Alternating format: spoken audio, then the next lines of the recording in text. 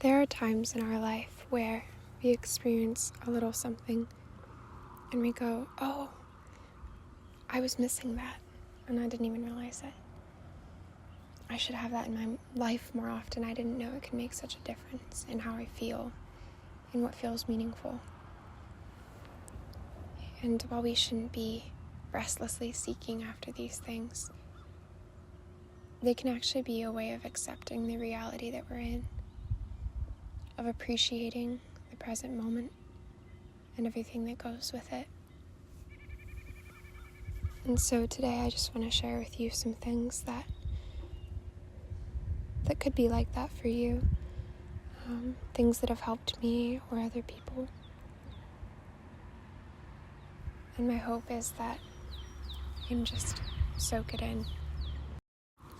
One of the first things that I want to share is just about being gentle with yourself, realizing that things don't have to be as complicated as you might make them, giving mercy to yourself. Sometimes we put so much weight on these accomplishments. Even the idea of seeking out happiness can be something that we torture ourselves with. What we want is to be simple before God and find meaning with Him. And this is not something that I've figured out how to do. That's part of the point. All of us are so poor and humble before God. We receive everything from Him. And so it's important that we take responsibility, but He's the one that gives us the grace for that. And He knows that it's a journey. He knows that we're poor. So when we give Him our goodwill, He comes and makes up the difference. And part of accepting whatever He gives us is accepting the journey. We actually are called to perfection as much as people may say otherwise. And that could be so detrimental to us to aspire to if it weren't for the fact that God has created us to be on a transformative journey. And it's okay that it is a journey. It's okay that we're little. And we're actually meant to always be little, even when we are perfect. It's part of actually being all that we're meant to be with God.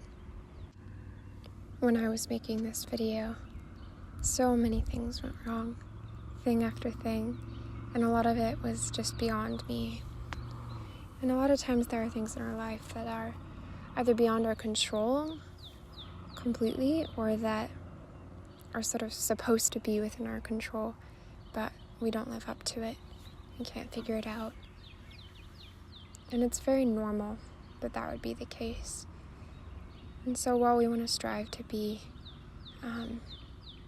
magnanimous and to be all that we can be, honestly, part of getting there is accepting our limitations and allowing ourselves to just be, because that's a lot more central to finding meaning than other things, such as accomplishments.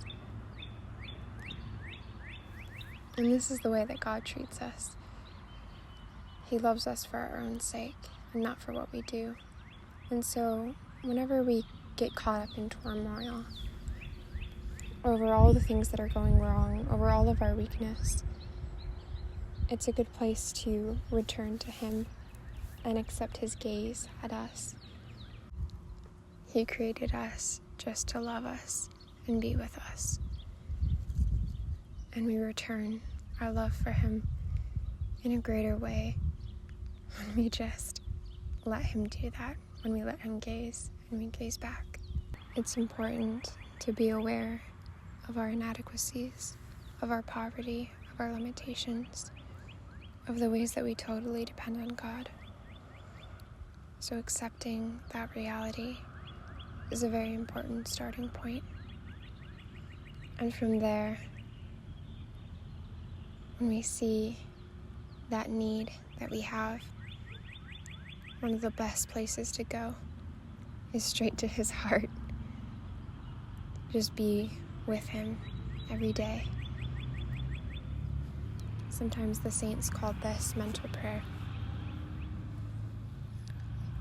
And if you learn how to do mental prayer, and just start simple and do it every day, then this intimacy with God can come forth from that. And when you feel so inadequate, go to the sacraments. In Mass, we offer to God the fruits of our labor. It's represented in bringing up bread and wine, but it's everything that we have, and it's such an insufficient gift. And we know that, and He knows that, but when we bring it to Him, He blesses it. And when He blesses it, He gives it back to us in a transformed way. He gives us everything that we need.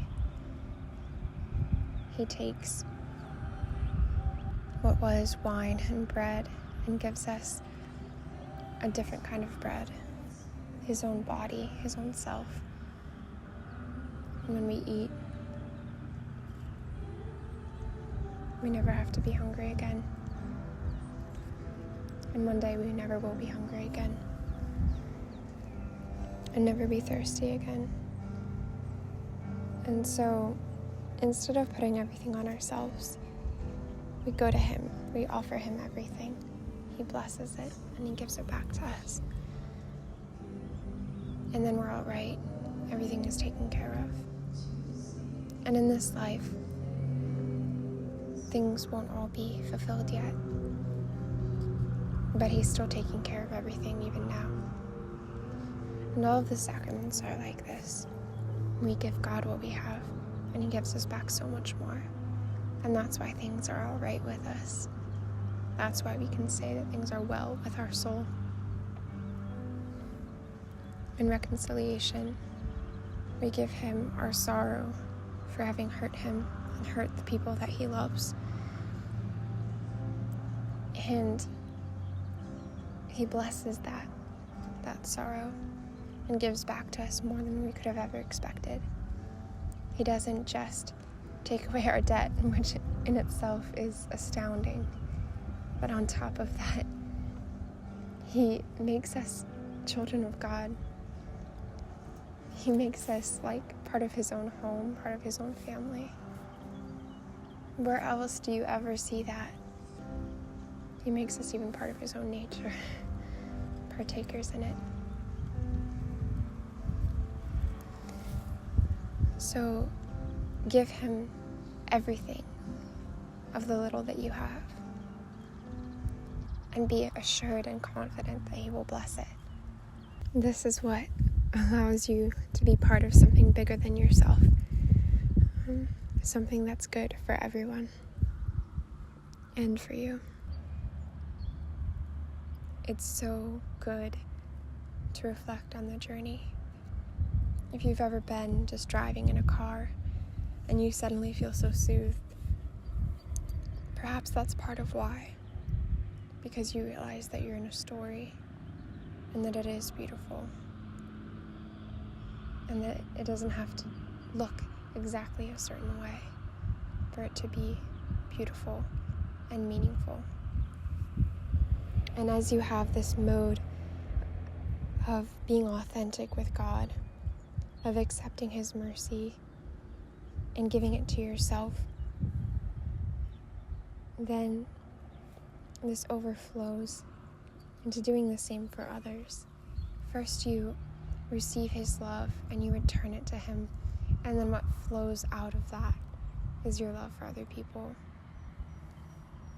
When you are confident in your identity as a child of God, when you're living in the Father's blessing, you're a friend of Christ, you're His brother or His sister,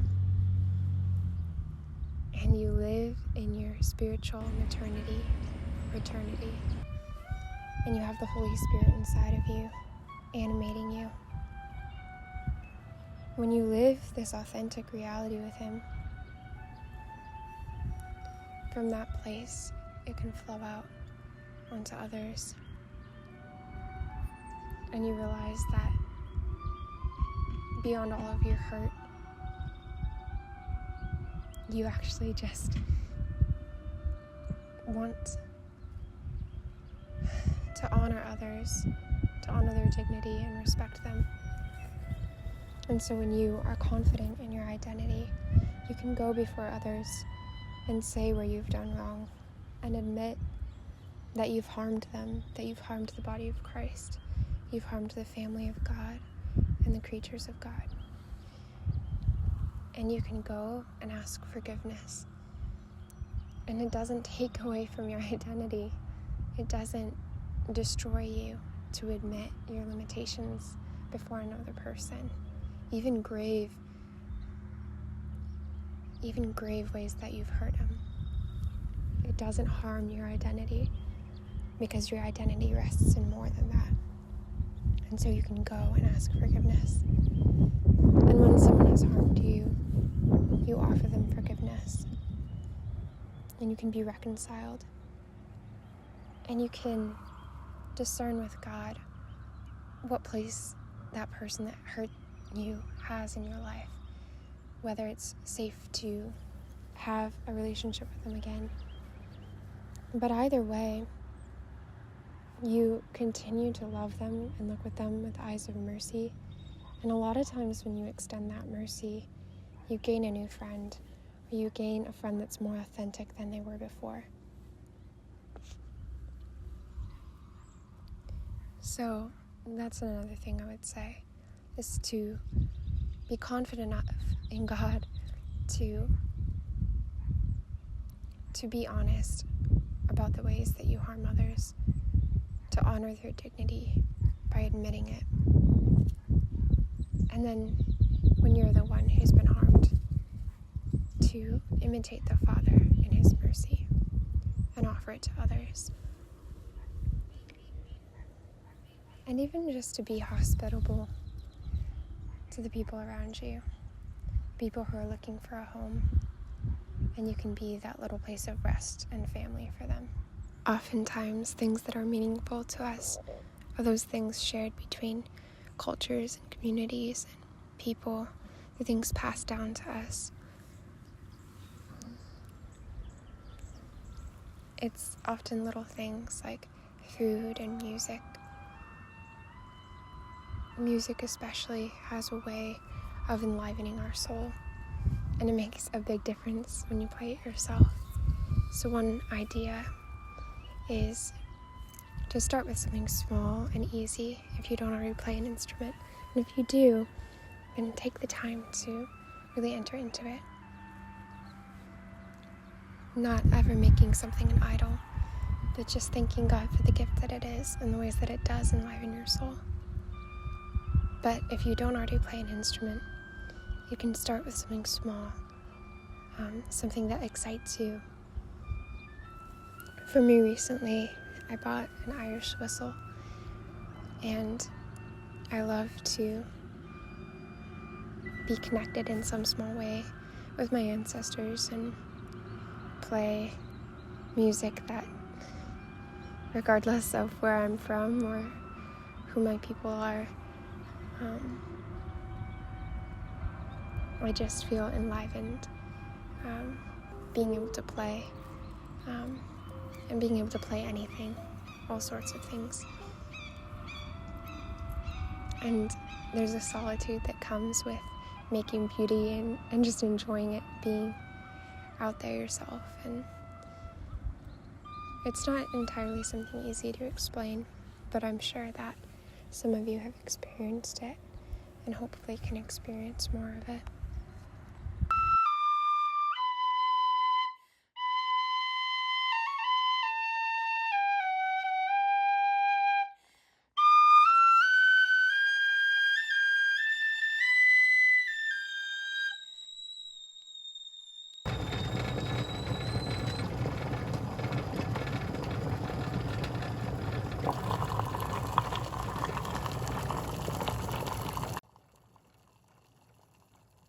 Another thing that's meaningful about sharing in community and hospitality is to just make food. Even if it's just for yourself sometimes, and to actually enjoy comfort food, not as something to idolize or fall into out of any kind of necessity, but just a genuine recognition of those things that make you feel more like a person when you eat them. So to allow yourself to actually enjoy them and pay attention to them. Always valuing more than that what they point to. The home that we have in heaven. The food that we have in the Eucharist. Something that is often enlivening is to just cook with your friends and make things that are very enjoyable to cook. I especially love things that are very hands-on. And then you just eat together. And there's such a joy of being able to give other people food. And it can be even more of a joy when they join you in making it. And it's not something you have to know how to do perfectly. You can make mistakes. And it's just fun. So just let yourself enter into that process and eat well. Learning and sharing things that have been passed down can be such a gift, and having that new ability, it's like a little repertoire that's exciting and that you can work with and that you can love people with when you know how to make things and do things of all sorts, but especially something that can be delightful is when it's food, and there's so many ways to love people with food. And in the interest of sharing things, I'll tell you a little recipes that I've been able to make, even when I don't have a lot of ingredients or a lot of materials. Something I can make as long as I have a stove and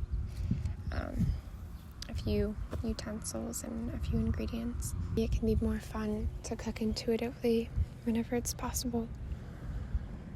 So for the rice, you heat up some oil, like olive oil, on a skillet, and once it's pretty hot, you pour in however much rice you want, but keep in mind that it will get a lot bigger. And you need a skillet that has high enough sides for it to expand quite a bit. Once your oil is heated, you toast the rice until it's golden brown. And then you pour seasonings like paprika, chili powder, other things. You could add garlic if you want. And then you put bouillon, like beef or chicken, and bouillon over it. And alternatively, you could use chicken broth or vegetable broth, beef broth. But then that works a little bit different. So I'll just explain when you put the bouillon powder on with the seasonings and you stir it around. And you can also add in, if you have like diced onions, jalapenos, some tomatoes. I didn't have these things. I only just had a few ingredients. So I made mine without, and I put some hot sauce I had in instead. But it's awesome when you have little diced vegetables in there. And then you stir that around to cook them a little bit, but not too much. And then you can pour water in to cover it. And you want the water to come to a boil. And if you didn't use bouillon, then you could use broth here instead. And the broth will help infuse it with flavor instead. So you cover it, you wait for it to boil, and then once it's boiling, you turn down the heat and you let it just cook on a lower temperature for a while until most of the liquid has evaporated, and you just have this like layer of rice. And you want to be careful not to stir it during that time. You can stir it earlier when you first put in the water, but you don't want to stir it when it's in that process of just evaporating, because that will make the rice mushy. So once it's evaporated, you can let it cool, and you want it to cool a fair amount. It'll still be hot to eat, but cool a fair amount so that it won't just mush together when you move it. And it can be so satisfying to scrape it and make it fluffy for the first time. And then the other thing is arepas. There could probably be a better way to make these, I don't know. They tend to come out a little different for me every time. But you take pre-cooked cornmeal and put some in a bowl, put a bit of water, stir it with a fork, get it all nice together, and then get it to where it can be, and also salt, put salt in there. Get it to where it can be dough that isn't too sticky to stick on your hand too much. You want to be able to form it, but you also want it to still be slightly wet. And then you can form that in the shape of a little ball, press it down so it kind of looks like a little patty, and then put it in some hot oil, and then just flip it. These usually take a while to fry up. And then when they're done, you can cut them in half and put butter or whatever toppings you'd like.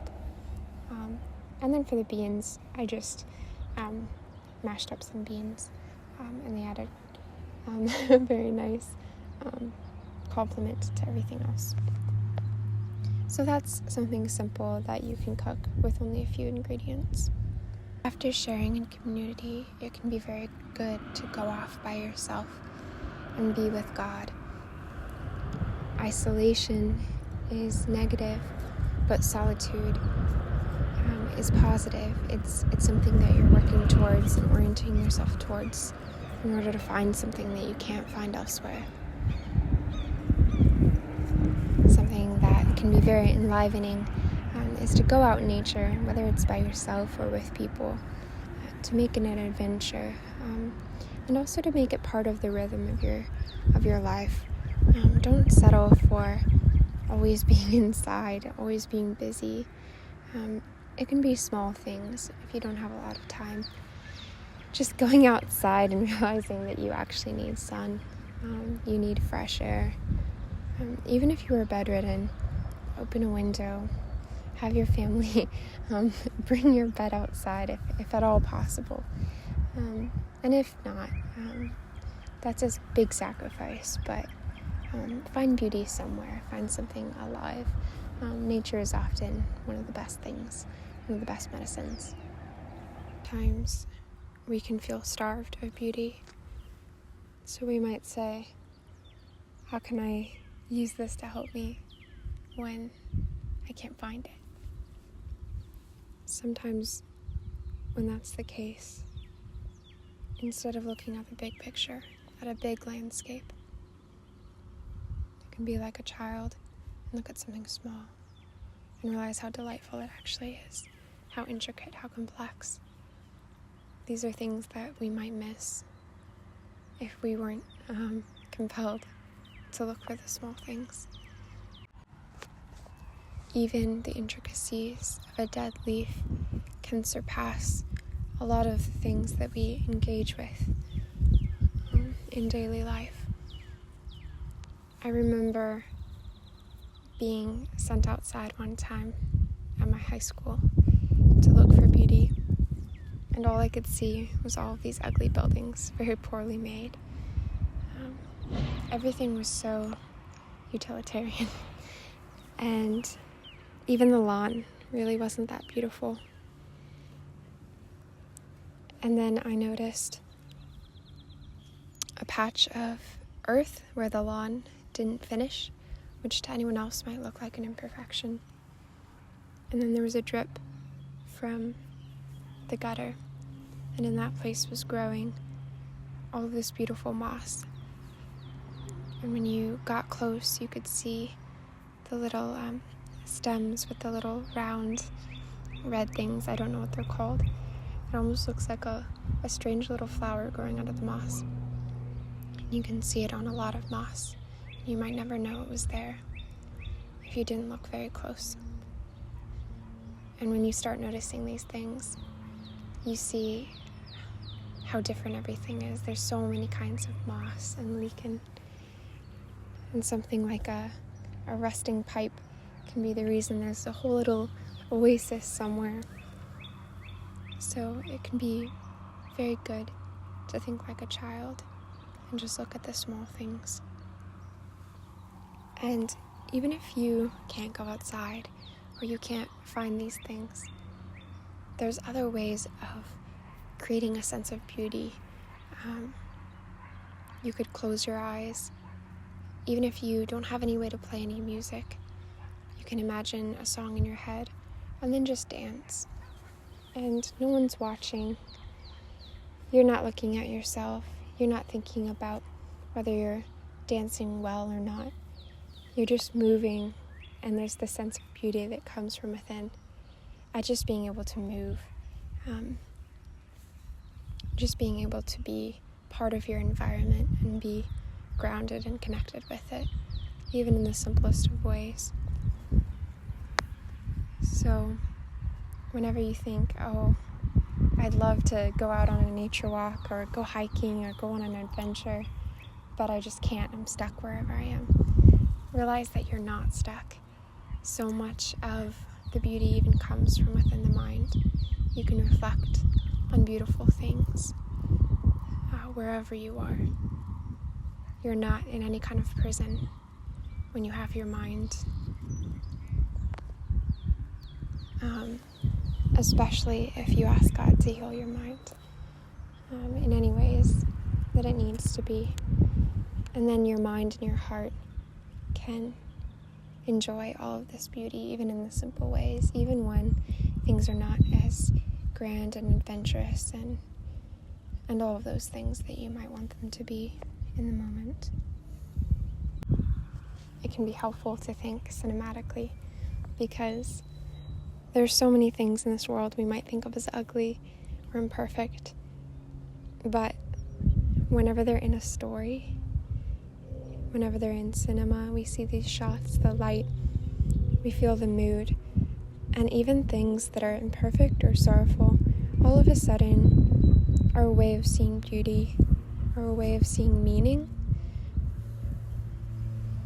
So when you look around, you can think cinematically and see the meaning in all of the different things around you that you might not have noticed before. I'll leave you with these things, and you can think of more things. Just remember that your life is a story, and it's worth writing it by living it, and it'll be worth reading, as long as you stay close to Him.